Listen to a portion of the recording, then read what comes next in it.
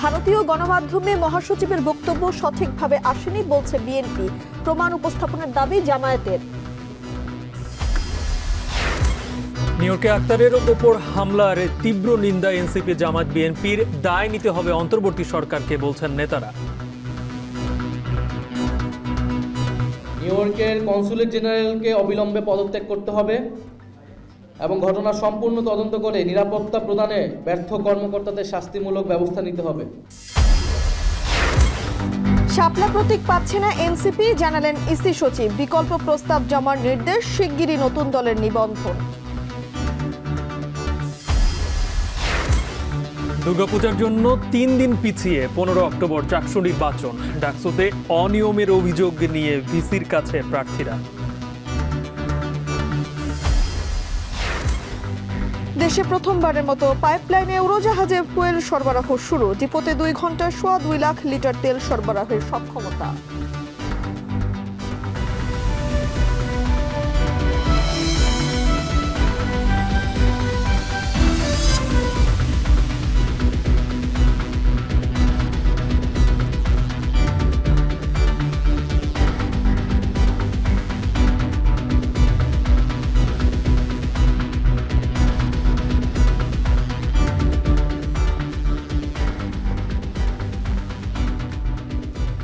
শুনছিলেন শিরোনাম। স্বাগত এখন সন্ধ্যায় পুরো সংবাদ জুড়ে, সঙ্গে রয়েছি আমি তানজিলা খান মিম, আমি গালিব ইবনে রিয়াজ।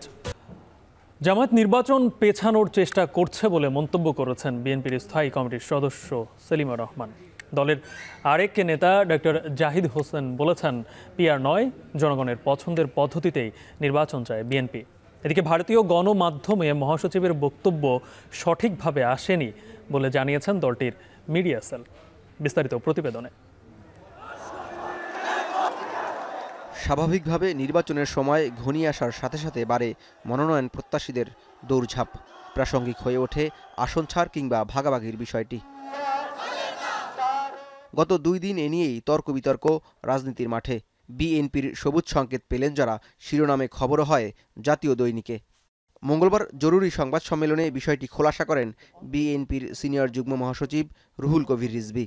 বলেন, আসন্ন নির্বাচনে এখন পর্যন্ত কাউকে বিএনপির পক্ষ থেকে মনোনয়ন কিংবা সবুজ সংকেত দেয়া হয়নি।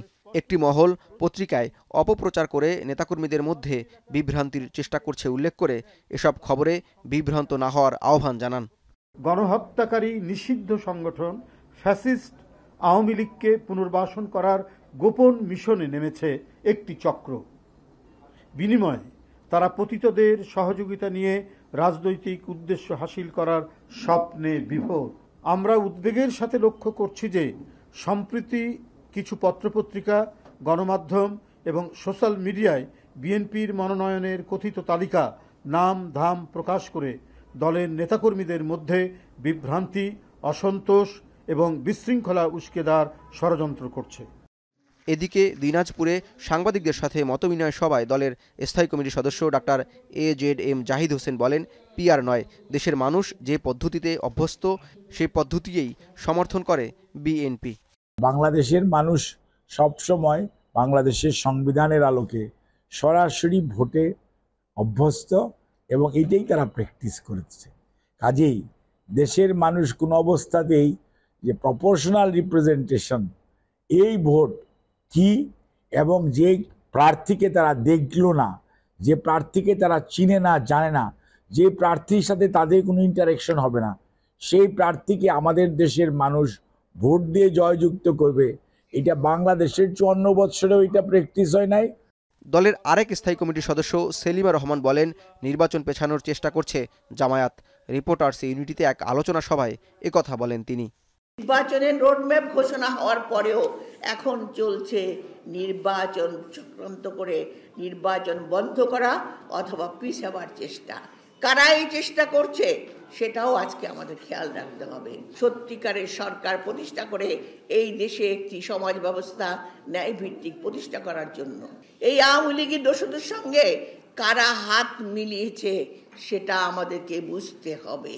অন্যদিকে বিএনপি মহাসচিব মির্জা ফখরুল ইসলাম আলমগীরের ভারতীয় গণমাধ্যমে দেয়া এক সাক্ষাৎকারের জেরে সমালোচনা তৈরি হওয়ায় দলটির মিডিয়া সেল থেকে জানানো হয় দলের মহাসচিবের বক্তব্য ভুলভাবে উপস্থাপন করা হয়েছে, যা বিভ্রান্তিকর। জওয়াদ মাহমুদ, এখন, ঢাকা। এদিকে ৩০টি আসন না দেয়ায় পিআর নিয়ে বিএনপির ওপর চাপ সৃষ্টি করছে জামাত। গণমাধ্যমে আসা মির্জা ফখরুল ইসলাম আলমগীরের এমন বক্তব্য অসত্য ও প্রতিহিংসা পরায়ণ বলে বিবৃতি দিয়েছে জামাত ইসলামী। মঙ্গলবার বিবৃতিতে আনুষ্ঠানিক প্রতিবাদ জানায় দলটি। বিবৃতিতে বলা হয়, মির্জা ফখরুল ইসলাম আলমগীরের মতো প্রবীণ রাজনীতিবিদের বক্তব্য শিষ্টাচার বহির্ভূত। কার কাছে আসন দাবি করা হয়েছে সেই প্রমাণ জাতির কাছে উপস্থাপনের দাবি জানায় দলটি। জামাতের সহকারী সেক্রেটারি জেনারেল এহসানুল মাহবুব জোবায়ের বলেন, বিএনপির দায়িত্বশীল পদে থেকে মির্জা ফখরুল ইসলাম আলমগীরের এমন বক্তব্য অত্যন্ত হতাশাজনক।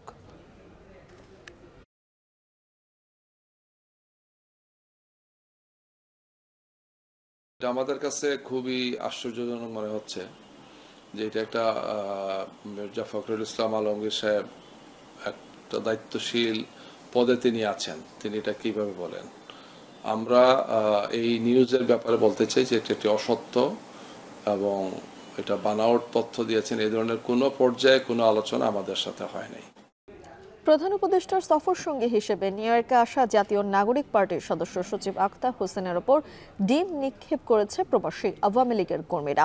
সোমবার নিউ ইয়র্কের জিএফকে বিমানবন্দরে পৌঁছানোর পর এনসিপির সদস্য সচিব আখতার হোসেনকে ডিম ছুঁড়ে মারে প্রবাসী আওয়ামী লীগের নেতাকর্মীরা।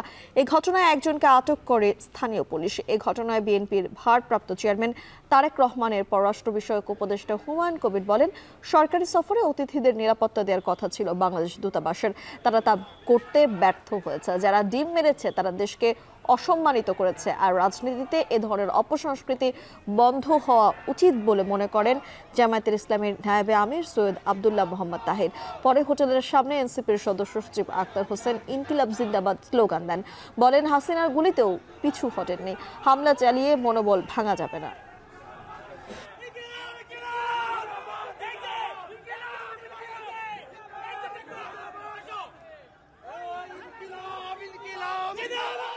আওয়ামী লীগ যে জন্মগতভাবে এবং প্রকৃতিগতভাবে সন্ত্রাসী সংগঠন, তারা সন্ত্রাস করবে।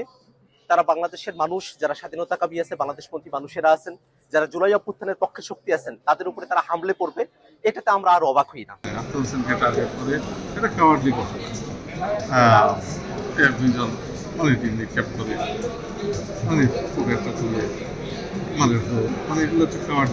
এই নেগেটিভ কালচারটা আগে থেকে হয়ে আসছিল। যখন এই কোনো সরকার প্রধান সফর করে, বিরোধী দল যেই থাকে আইসে এখানে স্লোগান দেয়। আমেরিকা একটু ডেমোক্রেটিক দেশ, 10-20 জন আইসে এখানে একটা স্লোগান দিতে পারে, ডিম মারতে পারে। এটা একটা ব্যাড কালচার নিঃসন্দেহে। তবে এটা খুব ব্যতিক্রমধর্মী, এমন কোনো মানে হতাশ হওয়ার মতো বা খুব উদ্বিগ্ন হওয়ার মতো কোনো ঘটনা নয়। কারণ 10 জন আইসেও একটা ডিম মেরা দিতে পারে। তবে বাংলাদেশের জন্য এটা লজ্জাজনক। এই কালচারটা খুবই নেগেটিভ, এটার অবসান হওয়া উচিত। এখানে যারা করেছে তারাই অপমানিত হয়েছে। নিউ ইয়র্কে আখতার হোসেনের ওপর হামলায় প্রশাসনের যোগ সাজশ থাকার অভিযোগ করেছে এনসিপি। হামলাকারীদের পাশাপাশি সন্দেহভাজন কর্মকর্তাদের শাস্তির দাবি জানিয়েছে দলটি। দুপুরে রাজধানীর বাংলা মোটরে এনসিপির অস্থায়ী কেন্দ্রীয় কার্যালয়ে সংবাদ সম্মেলনে এ দাবি জানান তিনি। এ সময় বিএনপিকে আওয়ামী লীগের পুনর্বাসনের রাজনীতি ছেড়ে দেশ গঠনে কাজ করার আহ্বান জানান নাহিদ হোসেন জাহিদের প্রতিবেদন।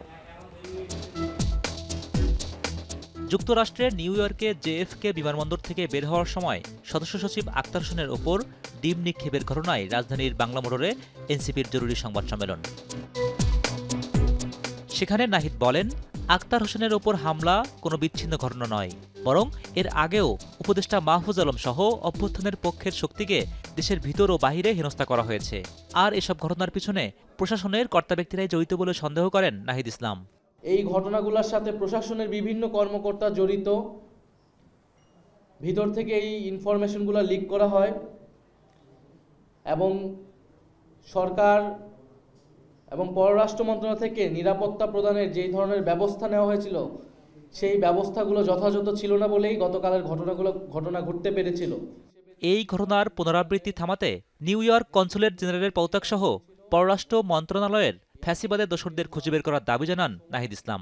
নিউ ইয়র্কের কনসুলেট জেনারেলকে অবিলম্বে পদত্যাগ করতে হবে এবং ঘটনার সম্পূর্ণ তদন্ত করে নিরাপত্তা প্রদানে ব্যর্থ কর্মকর্তাদের শাস্তিমূলক ব্যবস্থা নিতে হবে। দ্বিতীয়ত, ফ্যাসিবাদের জমানায় নিয়োগকৃত আওয়ামী দোসরদের ফরেন মিনিস্ট্রি থেকে অপসারণ করতে হবে। এদিকে ভারতীয় গণমাধ্যমকে দেওয়া মির্জা ফখরুল ইসলাম আলমগীরের এক সাক্ষাৎকারের বিষয় টেনে নাহিদ ইসলাম বলেন, আওয়ামী লীগ পুনর্বাসনের রাজনীতি করলে বিএনপির জন্য তা কাল হয়ে দাঁড়াবে। যদি আওয়ামী লীগকে পুনর্বাসন করার রাজনীতি এখন বিএনপি গ্রহণ করে থাকে, তাহলে সেই রাজনীতি বিএনপির জন্য কাল হয়ে দাঁড়াবে। ফলে বিএনপির প্রতি আমাদের আহ্বান থাকবে আওয়ামী পুনর্বাসনের রাজনীতি থেকে সরে এসে বাংলাদেশ পুনর্গঠনের রাজনীতিতে শরিক হতে। তরুণদের সমর্থন তাহলে তারা পাবে। ইসি থেকে এনসিপির দলীয় প্রতীক হিসেবে শাপলা পাওয়ার সম্ভাবনা নাকচ করলেও নাহিদ ইসলাম বলেন, এখনও শাপলা প্রতীক পাওয়ার প্রত্যাশা করে তার দল। শাপলা প্রতীক না দেবার কোনো আইনগত যুক্তি তারা নির্বাচন কমিশন আমাদেরকে দেখাতে পারেনি। ফলে আমরা এখন পর্যন্ত শাপলা প্রতীকই অটল আছি। নির্বাচন কমিশন আনুষ্ঠানিকভাবে এই বিষয়ে সিদ্ধান্ত নিলে আমরা আমাদের চূড়ান্ত প্রতিক্রিয়া জানাবো। এনসিপির শক্তিমত্তা যাচাই ভোটের মাঠে হবে বলেও হুঁশিয়ারি বার্তা দেন তিনি। রাজপথে ভোটের মাঠেই জনগণই এটা রায় দিবে। হোসেন জাহিদ, এখন, ঢাকা। প্রধান উপদেষ্টার সফর সঙ্গী হিসেবে যুক্তরাষ্ট্রে আসা জাতীয় নাগরিক পার্টির সদস্য সচিব আক্তার হোসেনের ওপর হামলাকে অন্তর্বর্তী সরকারের চরম ব্যর্থতা হিসেবে দেখছে এনসিপি ডায়াসপোরা অ্যালায়েন্স। এক বিবৃতিতে সংগঠনটির পক্ষ থেকে বলা হচ্ছে, বিদেশের মাটিতে আওয়ামী লীগের এ ধরনের সন্ত্রাসী হামলা বাংলাদেশের মর্যাদা ও গণতান্ত্রিক ভবিষ্যতের জন্য হুমকিস্বরূপ। অন্যদিকে প্রধান উপদেষ্টার সফরসঙ্গীদের নিরাপত্তা দিতে ব্যর্থতার দায় বাংলাদেশ হাই কমিশনের বলছেন তারেক রহমানের পররাষ্ট্র বিষয়ক উপদেষ্টা হুমায়ুন কবির। আরও জানাচ্ছেন সতীর্থ কর্মকার। অন্তর্বর্তী সরকারের আমন্ত্রণে জাতিসংঘের অধিবেশন উপলক্ষে প্রধান উপদেষ্টার সফরসঙ্গী হয়েছেন বিএনপি, জামায়াত ও এনসিপির নেতারা। সোমবার নিউ ইয়র্কের জেএফকে বিমানবন্দরে পৌঁছানোর পর স্বৈরাচার আওয়ামী লীগের দোসরদের কারণে অপ্রীতিকর পরিস্থিতির মুখোমুখি হতে হয়েছে তাদের।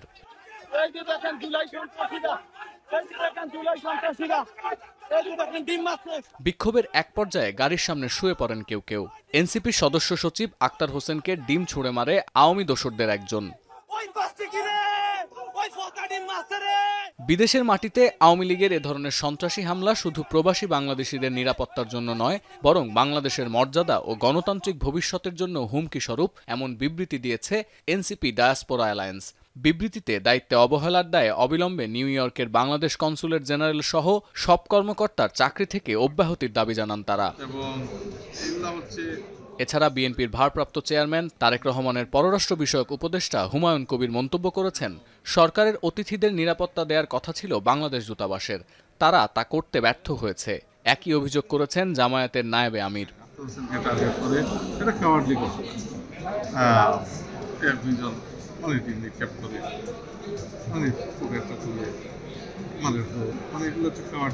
আমরা দুইটা বড় দলের প্রতিনিধি আসছি, এনসিপি সহ। কোঅর্ডিনেশন থাকলে আমরা সব একসাথে আসলে আওয়ামী লীগের এখানে কারোর সাধ্য ছিল না এটার ধারে কাছে আসার জন্য। পরে হোটেলের সামনে এনসিপি সদস্য সচিব আক্তার হোসেন ইনকিলাব জিন্দাবাদ স্লোগান দেন। বলেন, হাসিনার গুলিতেও তারা পিছু হটেনি, সামান্য ঘটনায় তাদের মনোবল ভাঙা যাবে না। এনসিপি নেতা এ সময় আওয়ামী লীগ নেতাকর্মী ও সমর্থকদের বিচার দাবি করেন। আওয়ামী লীগকে জন্মগতভাবে এবং প্রকৃতিগতভাবে সন্ত্রাসী সংগঠন, তারা সন্ত্রাস করবে। তারা বাংলাদেশের মানুষ, যারা স্বাধীনতাকামী আছে, বাংলাদেশপন্থী মানুষেরা আছেন, যারা জুলাই অভ্যুত্থানের পক্ষে শক্তি আছেন, তাদের উপরে তারা হামলে পড়বে। এটাতে আমরা আর অবাক হই না। এছাড়া জাতীয় নাগরিক কমিটির প্রতিনিধিদের ওপর এই হামলাকে অনাকাঙ্ক্ষিত ঘটনা হিসেবে উল্লেখ করেছেন প্রধান উপদেষ্টার প্রেস সচিব শফিকুল আলম। আমি একটু আগে এই বিষয়ে আমাদের অবস্থা বললাম যে এটা একটা অনাকাঙ্ক্ষিত ঘটনা এবং সেটা নিয়ে আমাদের ফরেন মিনিস্ট্রি, আমাদের এখানে নিউ ইয়র্কের আমাদের যে কনসুলেট অফিস এবং আমাদের পার্মানেন্ট মিশন, এরা এটা দেখছে। পরে ডিম ছোড়ার দায়ে মিজান নামের ওই ব্যক্তিকে আটক করে নিউ ইয়র্ক পুলিশ। সতীর্থ কর্মকার, এখন, বিশ্ব। এদিকে যুক্তরাষ্ট্রে বিমানবন্দরে আক্তার হোসেনের ওপর আওয়ামী লীগ কর্মীদের হামলার তীব্র নিন্দা জানিয়েছেন বিএনপির সিনিয়র যুগ্ম মহাসচিব রুহুল কবির রিজভী। মঙ্গলবার বিএনপির গুলশান কার্যালয়ে এক অনুষ্ঠানে তিনি বলেন, ১-১১ সময় দুটি দলের নেতাকে মাইনাস করার চক্রান্ত হয়েছে, সেই চক্রান্ত এখনো চলছে। আপনারা দেখেছেন যে 111-এ টার্গেট করা হয়েছিল 2টি রাজনৈতিক দল এবং তাদের নেতাদেরকে। একটি দল আবার পুনরায় ক্ষমতায় এসে এমন দুঃশাসন চালিয়েছে, এমন হিংস্রতা চালিয়েছে যে তিনি গণতন্ত্রের একবারে শেষ সুতোটুকু পর্যন্ত নিশ্চিহ্ন করে দিতে চেয়েছে। 5ই আগস্টের পর থেকে আবার নতুন বয়ান তৈরি করে তারা 111-এর যে ব্যর্থতা -2 তত্ত্বকে তারা প্রতিষ্ঠিত করতে পারেনি বলেই এখন নতুনভাবে তারা চেষ্টা করছেন যে আরেকটা কিভাবে বিদায় করা যায়। কিন্তু আমি আবারও বলি, মৃত্তিকার সাথে সম্পর্কিত কোনো রাজনৈতিক দর্শন এবং রাজনৈতিক নেতৃত্ব সংগঠনকে আপনারা মিলিয়ে দিতে পারবেন না।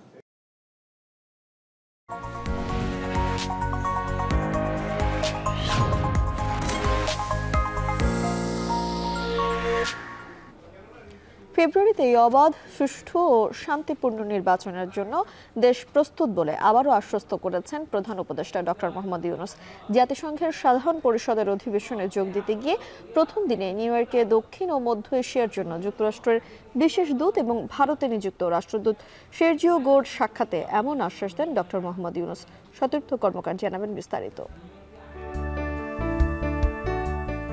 জাতিসংঘের সাধারণ পরিষদের ৮০তম অধিবেশনে যোগ দিতে ২২ সেপ্টেম্বর যুক্তরাষ্ট্রের স্থানীয় সময় বিকেল ৩:৩০টায় নিউ ইয়র্ক পৌঁছান প্রধান উপদেষ্টা ডক্টর মোহাম্মদ ইউনূস। তাকে স্বাগত জানান বাংলাদেশের রাষ্ট্রদূত তারেক মোহাম্মদ আরিফুল ইসলাম ও জাতিসংঘে বাংলাদেশের স্থায়ী প্রতিনিধি সালাউদ্দিন নোমান। সরকারের ৬ উপদেষ্টা সহ ১০ দিনের সফরে নিউ ইয়র্কে এসে প্রথম দিনেই ৩টি বৈঠক করেন প্রধান উপদেষ্টা। এ সময় নিউ ইয়র্কে দক্ষিণ ও মধ্য এশিয়ার জন্য যুক্তরাষ্ট্রের বিশেষ দূত এবং ভারতে নিযুক্ত রাষ্ট্রদূত সের্জিও গোর সাক্ষাৎ করেন প্রধান উপদেষ্টার সাথে। সে সময় আবারও ফেব্রুয়ারিতেই অবাধ, সুষ্ঠু ও শান্তিপূর্ণ নির্বাচনের জন্য দেশ প্রস্তুত বলে আশ্বস্ত করেন অধ্যাপক ইউনূস।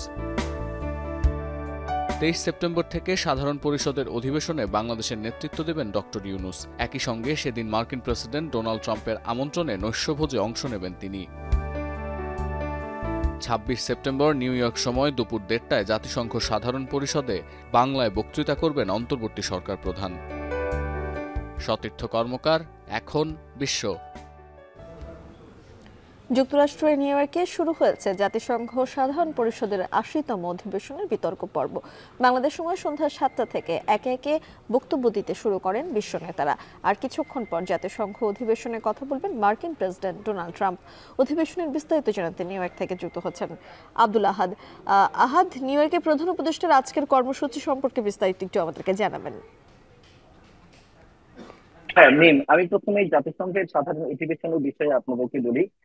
যে ইভেন্টের জন্য এই অধিবেশন শুরু হয়েছে, অর্থাৎ সাধারণ বিতর্ক অনুষ্ঠান, সেটি আজকে সকাল ৯টার সময় এখন থেকে কিছুক্ষণ আগে শুরু হয়েছে এবং এই অনুষ্ঠান আজকে সন্ধ্যা পর্যন্ত চলবে। এভাবে ২৯ তারিখ পর্যন্ত এই সাধারণ বিতর্ক অনুষ্ঠান চলবে এবং আপনারা জানেন যে আমাদের প্রধান উপদেষ্টা ডক্টর মোহাম্মদ ইউনূস তিনি ২৬ তারিখে দুপুর বেলা এখানে বক্তব্য রাখবেন। তবে আজকে সকাল ৯টার সময় তিনি জাতিসংঘের সাধারণ অধিবেশনে যোগ দিতে তিনি ইউনাইটেড নেশনে তিনি প্রবেশ করেছেন এবং আমরা যেমনটি জেনেছি আজকে সকাল 10:30টার সময় বিশ্ব বাণিজ্য সংস্থার প্রতিনিধিদের সঙ্গে তার একটি বৈঠক রয়েছে। এছাড়াও তিনি আজকে সারাদিন ব্যস্ত থাকবেন, বিভিন্ন সাইড ইভেন্টে তিনি অংশ নেবেন, বিভিন্ন প্রতিনিধিদের সাথে তিনি বৈঠক করবেন, এমনটা আমাদেরকে বলা হয়েছে তার সাথে যারা এসেছেন তাদের পক্ষ থেকে। এবং আপনি যেমনটি বলছিলেন যে কিছুক্ষণ পরে বক্তব্য রাখবেন যুক্তরাষ্ট্রের প্রেসিডেন্ট ডোনাল্ড ট্রাম্প এবং তার বক্তব্য থেকে আমরা যেমনটি জেনেছি যেটি উঠে আসতে পারে বিশ্বের যে বর্তমানে যে যুদ্ধ চলছে, মধ্যপ্রাচ্যে যুদ্ধ চলছে এবং ওইদিকে ইউক্রেন রাশিয়ার যুদ্ধ চলছে, সেই যুদ্ধটি কিভাবে বন্ধ করা যায় এবং তার বাস্তবে একটি সমাধান কিভাবে বের করা যায়। এবং আপনারা জানেন যে এসডিজি লক্ষ্যমাত্রা যেগুলো উন্নয়নশীল দেশগুলোর জন্য করা হয়েছিল, সেই লক্ষ্যমাত্রা কতটুকু অর্জিত হয়েছে, যুক্তরাষ্ট্র কিভাবে সহায়তা করতে পারে, ওই বিষয়টা তার বক্তব্যে উঠে আসবে। এবং প্রেসিডেন্ট ডোনাল্ড ট্রাম্প আর যে বিষয়টি গুরুত্ব দিবেন সেটি হলো যে বর্ডারে যে অভিবাসী সমস্যা সারা বিশ্বে, সেই সমস্যাগুলো কিভাবে সমাধান করা যায়। এবং সবাই বলছেন যে যুদ্ধ যদি বন্ধ করা যায় তবে এই অভিবাসী সমস্যাগুলো কিন্তু বন্ধ হবে। এই বিষয়গুলো মূলত এবারকার জাতিসংঘের সাধারণ অধিবেশনে উঠে আসবে এমনটি আমরা জেনেছি। এবং আপনারা জানেন যে গতকাল প্রধান উপদেষ্টা নিউ ইয়র্কে নামার পরে যে অপ্রীতিকর ঘটনা ঘটিয়েছে এখানকার আওয়ামী লীগের সন্ত্রাসীরা, এর পরে এখানে প্রবাসীদের মধ্যে একটা নিন্দা বিরাজ করছে। তারা বলছে যে তারা দেশের ভাবমূর্তি নষ্ট করেছে এবং যারা এইসব ঘটনার সাথে জড়িত তাদেরকে আইনের আওতায় নিয়ে আসার জন্য সবাই দাবি জানাচ্ছে এবং বাংলাদেশেও যাতে তাদের বিরুদ্ধে ব্যবস্থা নেওয়া হয়। এবং আমরা কথা বলেছিলাম এখানকার বিএনপি এবং জামায়াতের নেতৃবৃন্দের সঙ্গে, তারা বলেছেন আওয়ামী লীগের যে চেহারা সেটা আবারও যুক্তরাষ্ট্রে প্রকাশিত হয়েছে এবং তাদের কার্যক্রম শুধু নিষিদ্ধ করলে হবে না, তাদেরকে পুরোপুরি ভাবে বাংলাদেশে যাতে তারা কখনো রাজনীতি করতে না পারে সেটিও নিষিদ্ধ করা দরকার এবং প্রধান উপদেষ্টা যখনই বাংলাদেশে যাবেন তারপরে এই কার্যক্রম শুরু করা দরকার, এমনটা এখানে বলছেন যারা বিক্ষুব্ধ প্রবাসী এবং বিএনপি এবং জামাতের নেতৃবৃন্দ। এই ছিল আমার কাছে এখনো পর্যন্ত জাতিসংঘের সাধারণ অধিবেশনের খবর। আমরা পরবর্তী সংবাদে আপনাদেরকে জানাতে পারবো বিস্তারিত। যুক্তরাষ্ট্র থেকে সরাসরি যুক্ত হয়েছিলেন সহকর্মী আব্দুল আহাদ। চলে যাচ্ছে পরের সংবাদে। নির্বাচন কমিশনের তালিকায় না থাকায় এনসিপিকে শাপলা প্রতীক দেওয়ার সুযোগ নেই। দলটিকে বিকল্প জানাতে বলেছেন ইসি সচিব আক্তার আহমেদ। নির্বাচন ভবনে ব্রিফিংয়ে কথা জানান তিনি। রাজনৈতিক দল ও প্রার্থীর আচরণ বিধিমালা ও প্রতীকের তালিকা আইন মন্ত্রণালয়ের ভেটিং শেষে পাওয়ার কথা জানান ইসি সচিব। শীঘ্রই রাজনৈতিক দলের নিবন্ধন চূড়ান্ত সহ আগামী 28 সেপ্টেম্বর থেকে অংশীজনদের সাথে সংলাপ করার পরিকল্পনা চূড়ান্ত করেছে কমিশন। আরও জানাচ্ছেন মিয়া আমিরুল। আমরা এখন আজকেও বলে আসছি যে আমরা শাপলা, সাদা শাপলা, লাল শাপলা, আমরা যে 3টি প্রতীকের কথা বলেছি সেটা থেকে আমরা সরছি না। দল নিবন্ধনের আবেদনের পর থেকেই শাপলা প্রতীক নিয়ে শঙ্কার কথা জানিয়ে আসছিল এনসিপি। প্রাথমিক পর্যায়ে প্রতীক হিসেবে শাপলার পাশাপাশি কলম ও মোবাইল প্রতীক চাওয়া হলেও দলটি পরবর্তীতে সিদ্ধান্তে পরিবর্তন এনে প্রতীক হিসেবে শাপলা, লাল শাপলা অথবা সাদা শাপলা চেয়ে আবেদন করে। যদিও নির্বাচন কমিশন শুরু থেকে জানায় শাপলা প্রতীক দেওয়ার সুযোগ নেই, নিষ্পত্তিতে হবে দুজনের সম্মতিতে। কমিশনের দল নিবন্ধনের তালিকায় এনসিপির নাম থাকলেও প্রতীক নিয়ে রয়েছে যদি কিন্তু। মঙ্গলবার ইসি সিনিয়র সচিব আক্তার আহমেদের ব্রিফ থেকে আবারও স্পষ্ট করা হয় ইসির প্রতীকের তালিকায় শাপলা না থাকায় এটি দেওয়ার সুযোগ নেই। এ সময় এনসিপিকে শাপলার বিকল্প জানাতে বলেন ইসি সচিব। এনসিপি শাপলা প্রতীক পাচ্ছে না, কারণ হচ্ছে যে আমাদের 115টার যে শিডিউলটা করা হয়েছে সেখানে শাপলা প্রতীক নেই। নিয়মটা হচ্ছে যে প্রতীক যেটা আছে সে প্রতীকের ভিতর থেকে একটা নিতে হবে। সে প্রতীকে যদি শাপলা প্রতীক না থাকে তাহলে দেওয়ার সুযোগটা কোথায়? রাজনৈতিক দল ও প্রার্থীর আচরণ বিধিমালা ও প্রতীকের তালিকা আইন মন্ত্রণালয় থেকে পেয়েছে নির্বাচন কমিশন। সব মিলিয়ে শীঘ্রই রাজনৈতিক দলের নিবন্ধন চূড়ান্তে কাজ করছে কমিশন। আচরণ বিধিমালার যে নথিটা আইন মন্ত্রণালয়ে পাঠিয়েছিলাম ভেটিং এর জন্য, সেটা আমরা গতকালকে পেয়েছি। সেই সাথে সাথে আমাদের প্রতীকের যে ফাইলটাও পাঠিয়েছিলাম সেটাও আমরা ফেরত পেয়েছি। কাজে রাজনৈতিক দলের নিবন্ধনের কার্যক্রমটা যেটা চলমান আছে সেটার সাথে যে প্রতীকের একটা সমন্বয়ের ব্যাপার ছিল সেটা আমরা এক ধাপ এগিয়ে গেছি। এখন রাজনৈতিক দলের নিবন্ধনের নথিটা এখনো পর্যন্ত পর্যালোচনার পর্যায়ে আছে। যখনই এটা চূড়ান্ত হবে আমি আপনাদেরকে জানিয়ে দেব। এদিকে রোডম্যাপ অনুযায়ী আগামী 28 সেপ্টেম্বর থেকে নিবন্ধিত রাজনৈতিক দল, শিক্ষাবিদ, সুশীল সমাজ, নারী সমাজের প্রতিনিধি ও গণমাধ্যম কর্মী সহ অংশীজনদের সাথে ধারাবাহিক সংলাপ করতে যাচ্ছে নির্বাচন কমিশন। মিয়া আমিরুল, এখন ঢাকা। ডাকসু নির্বাচনের নানা অনিয়মের অভিযোগ নিয়ে এবার বিশ্ববিদ্যালয়ের উপাচার্যের কাছে ক্ষোভ ঝাড়লেন পরাজিত প্রার্থীরা। মঙ্গলবার দুপুরে এসব অভিযোগ নিয়ে সরাসরি ভিসি কার্যালয়ে উপস্থিত হন ভিপি পদপ্রার্থী আবিদুল ইসলাম খান, উমামা ফাতেমা ও আব্দুল কাদের সহ 3 প্যানেলের বেশ কয়েকজন। এ সময় ভোটার উপস্থিতির তালিকা না দেয়ায় ক্ষোভ প্রকাশ করেন তারা। নির্বাচনের 15 দিন পরও এ বিষয়ে প্রশাসন কোনো সদুত্তর দিতে পারেনি বলেও অভিযোগ তাদের। বিস্তারিত প্রতিবেদনে। ডাকসু নির্বাচনের পেরিয়েছে 15 দিন, কিন্তু এর মাঝে প্রার্থীদের পক্ষ থেকে নির্বাচন সুষ্ঠু না হবার অভিযোগ পড়েছে নির্বাচন কমিশনে। মঙ্গলবার দুপুরে ডাকসু নির্বাচনের নানা অভিযোগ নিয়ে 3টি প্যানেলের পক্ষ থেকে ভিসির কার্যালয়ে উপস্থিত হন ভিপি প্রার্থী আবিদুল ইসলাম খান, উমামা ফাতেমা ও আব্দুল কাদের সহ বেশ কিছু প্রার্থী। ভিসির কার্যালয় থেকে বেরিয়ে ডাকসু নির্বাচনে অংশ নেওয়া ছাত্রদল সমর্থিত প্যানেলের ভিপি প্রার্থী আবিদুল ইসলাম খান বলেন, ভোটার উপস্থিতির তালিকা প্রকাশে গড়িমসি সন্দেহ বাড়াচ্ছে। নীলক্ষেতে সেরাতে যেহেতু ব্যালট পেপার পাওয়া গিয়েছে, এর সত্যতা মিলেছে, তাহলে বিশ্ববিদ্যালয় প্রশাসনকে এই ব্যালট পেপার কে ছাপিয়েছে, কারা এখানে ছিল, তার সম্পর্কে প্রপারলি তদন্ত করে এই জাতিকে এবং পুরো বিশ্ববিদ্যালয়কে তার সম্পর্কে জানানো। আরেক ভিপি প্রার্থী উমামা ফাতেমাও অভিযোগ করেন, নির্বাচনের 15 দিন পরেও প্রশাসন অভিযোগের ভিত্তিতে কোনো সদুত্তর দিতে পারেনি। পার্টিকুলারলি ভোটের দিনে এত পরিমাণ ভোটার টার্নআউট হয়নি, কিন্তু সেই জায়গা থেকে যখন বিশ্ববিদ্যালয় প্রশাসন বলছে যে প্রায় 87% 88% কাস্টিং হচ্ছে। বাক্সার সমর্থিত প্যানেলের ভিপি প্রার্থী আব্দুল কাদের একই সময় বলেন, নির্বাচিত প্রার্থীদের নিয়ে সংশয় নয়, নির্বাচন কমিশন নিয়ে সংশয় আছে। নির্বাচিত প্রার্থীদের নিয়ে আমাদের কোনো কনসার্ন নাই, আমাদের কনসার্ন হচ্ছে নির্বাচন কমিশন এবং তার কার্যক্রম নিয়ে।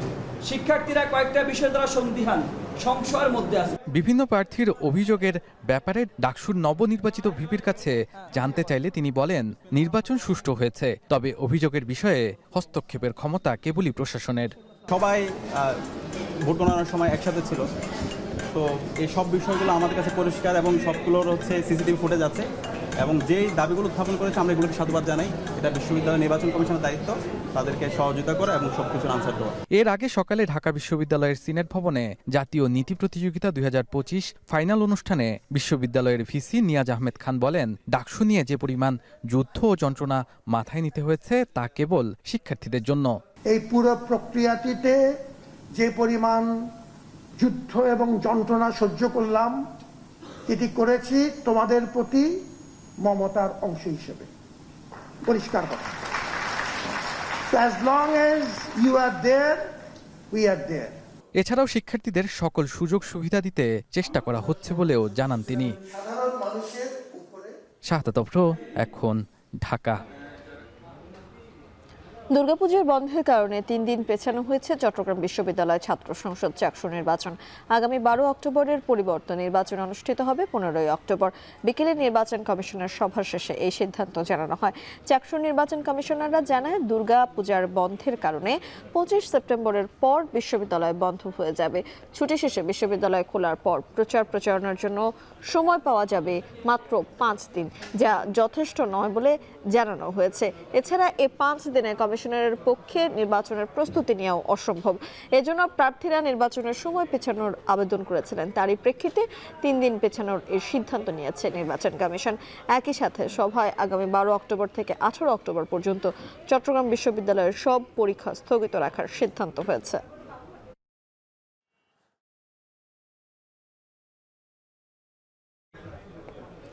এদিকে ডাকসু নির্বাচন বানচালে ষড়যন্ত্রের অভিযোগ তুলেছে ইসলামী ছাত্র শিবির। সংগঠনটির দাবি, বিশ্ববিদ্যালয় প্রশাসন পরিকল্পিতভাবে নির্বাচনের তারিখ পিছিয়ে একটি বিশেষ দলের এজেন্ডা বাস্তবায়ন করেছে।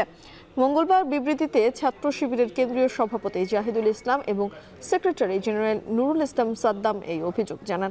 এতে বলা হয়, 3 দফা তারিখ পরিবর্তনের পর চলতি মাসের 25 সেপ্টেম্বর নির্বাচন আয়োজনের দিন নির্ধারণ করা হয়েছিল, কিন্তু প্রশাসন নিজেদের তৈরি করা অনাকাঙ্ক্ষিত পরিস্থিতির অজুহাতে আবারও তারিখ পিছিয়ে 16 অক্টোবর নির্বাচনের দিন নির্ধারণ করেছে। ছাত্র শিবিরের দাবি, এটি কোনো স্বাভাবিক প্রক্রিয়া নয়, বরং নির্বাচন বানচালের ষড়যন্ত্রের অংশ। ডাকসু নির্বাচন কমিশনের এমন সিদ্ধান্তের তীব্র নিন্দা জানায় সংগঠনটি। এছাড়া ছাত্রদলকে অনৈতিক সুবিধা দেওয়ার অভিযোগও করে ছাত্র শিবির।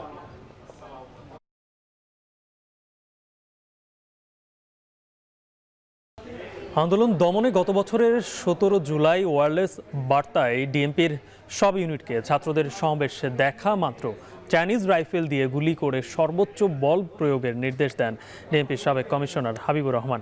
এমন সাক্ষ্য দিয়েছেন ডিএমপির ওয়্যারলেস অপারেটরের এএসআই কামরুল হাসান।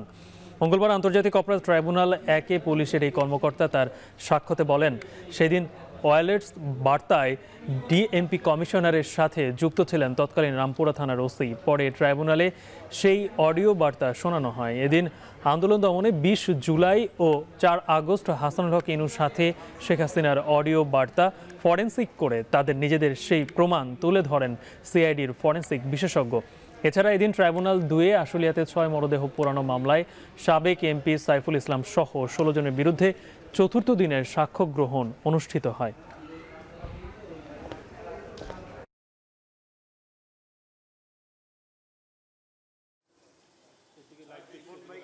শেখ হাসিনা এবং হাসানুল হক ইনুস কথাবার্তার মাধ্যমে নির্ধারণ করে আন্দোলনকারীদের উপর বোমা বর্ষণ এবং গুলি করে হত্যার নির্দেশনা পরিকল্পনা করেছিল এবং তা পরবর্তীতে কার্যকরী হয়েছে। তৎকালীন ডিএমপি কমিশনার হাবিবুর রহমান সাহেব তার অধীনস্থদেরকে নির্দেশ দিচ্ছেন 2টা পার্ট। একটা হচ্ছে সর্বোচ্চ বল প্রয়োগ, এটা শুরুতে বলেছেন, পরবর্তীতে হাঁটু গেড়ে কোমরের নিচে গুলি করার নির্দেশ দিয়েছেন, সেই কথা বলেছেন। দেশে প্রথমবারের মতো ডিপো থেকে পাইপলাইনে বিমানবন্দরে জেট ফুয়েল সরবরাহের কার্যক্রম শুরু হলো। পদ্মা অয়েলের পতেঙ্গা ডিপো থেকে পাইপলাইনে জ্বালানি সরবরাহ হবে শাহ আমানত আন্তর্জাতিক বিমানবন্দরে।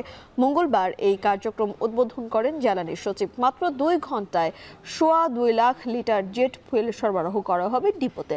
বিপিসি চেয়ারম্যান বলেন, এতে শুধু খরচই কমবে না, নিরাপদ ও নির্বিঘ্ন হবে উড়োজাহাজে জ্বালানি তেল সরবরাহ, কমবে সিস্টেম লস। সেই সঙ্গে জহুরুল হক ঘাটেতে বিমান বাহিনীর ডিপোতে জেট ফুয়েলের মজুদ গড়ে তোলা সম্ভব হবে। বিস্তারিত জানাচ্ছেন হাজারা শিউলি। চট্টগ্রামের শাহ আমানত আন্তর্জাতিক বিমানবন্দরে প্রতিদিন গড়ে 60টি ফ্লাইট ওঠানামা করে। দৈনিক জেট ফুয়েলের চাহিদা প্রায় 2.25 লাখ লিটার। এতদিন চট্টগ্রামের পতেঙ্গায় পদ্মা অয়েলের ডিপো থেকে ট্যাগলরিতে করে জেট ফুয়েল শাহ আমানত আন্তর্জাতিক বিমানবন্দরে আনা হতো। পরে রিফুয়েলারের মাধ্যমে সরবরাহ করা হতো উড়োজাহাজে। এক্ষেত্রে চাহিদার পুরো জ্বালানি সরবরাহে সময় লাগত প্রায় 12 ঘন্টা। দুর্ঘটনা, ধর্মঘট সহ নানা দুর্যোগে ব্যাহত হতো সরবরাহ। এই সমস্যা নিরসনে পদ্মা অয়েল থেকে ভূগর্ভস্থ পাইপলাইনে সরাসরি বিমানবন্দরের এভিয়েশন ডিপোতে জেট ফুয়েল সরবরাহের প্রকল্প নেয় বিপিসি। এ সময় বিপিসি চেয়ারম্যান বলেন, এতে বছরে সাশ্রয় হবে 4 কোটি টাকা।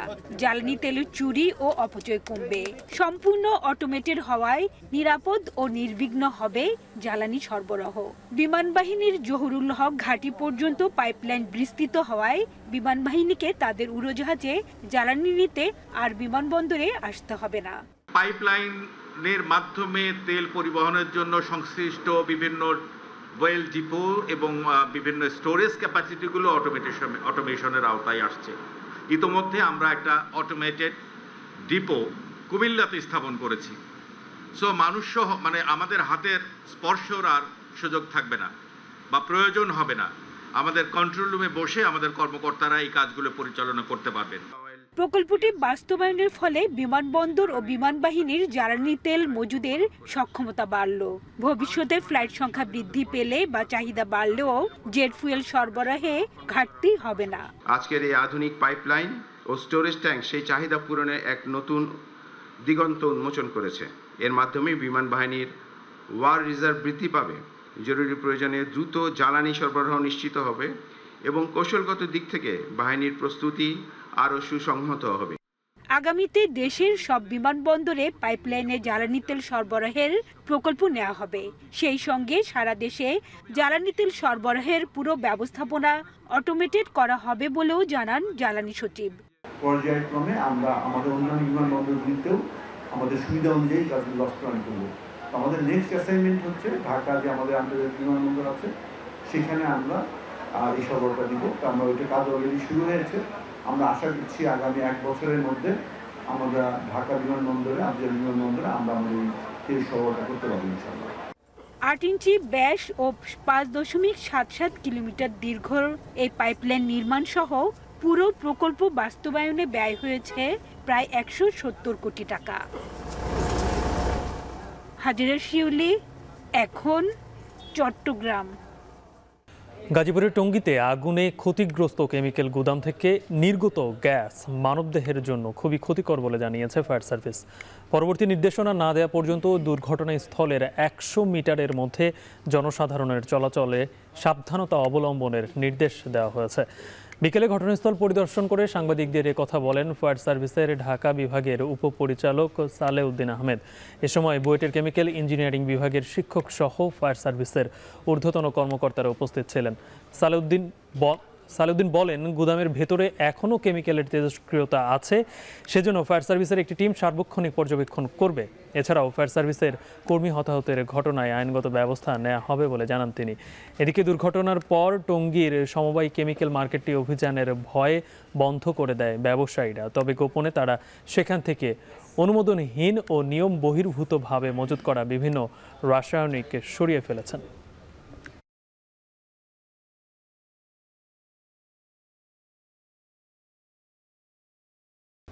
শেষ করছি এখন সন্ধ্যা। শিরোনামগুলো আরেকবার। ভারতীয় গণমাধ্যমে মহাসচিবের বক্তব্য সঠিকভাবে আসেনি বলছে বিএনপি, প্রমাণ উপস্থাপনের দাবি জামায়াত।